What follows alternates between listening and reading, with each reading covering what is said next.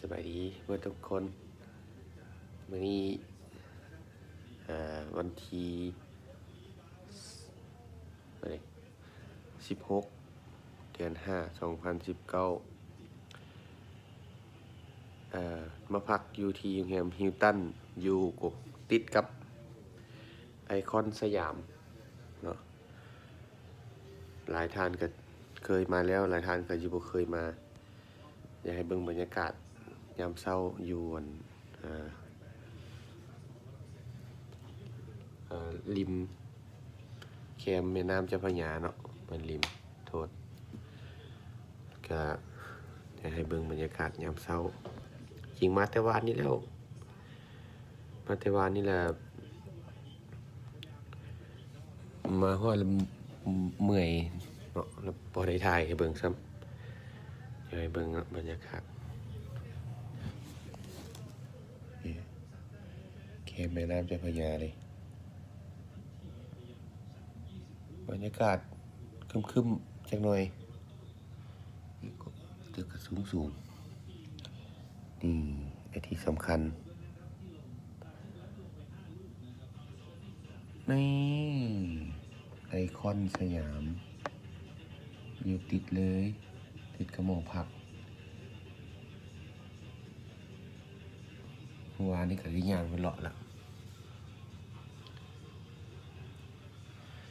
มื้อนี้สิเดินทางต่อไปจังหวัดอุบลราชธานีเนาะจังหวัดอุบลสิไปปักเซ่พุ่นแหละ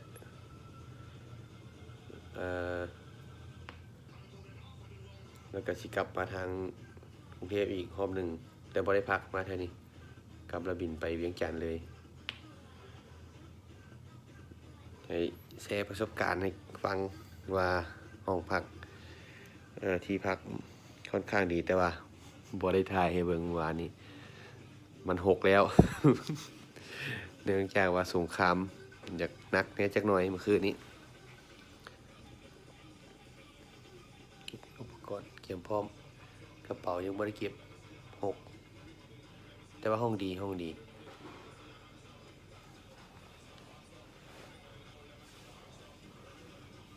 ายนอนคนเดียวมาทริปนี้ว่าให้เพิ่นให้โอกาสนอนผู้เดียว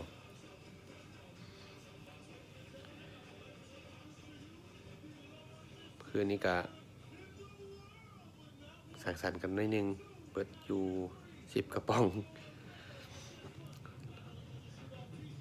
เดี๋ยวถ้ากลับมาอีกรอบนึงแล้ว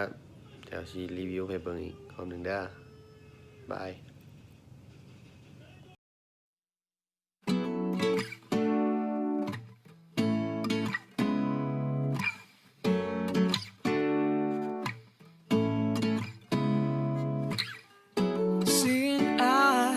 Of mine,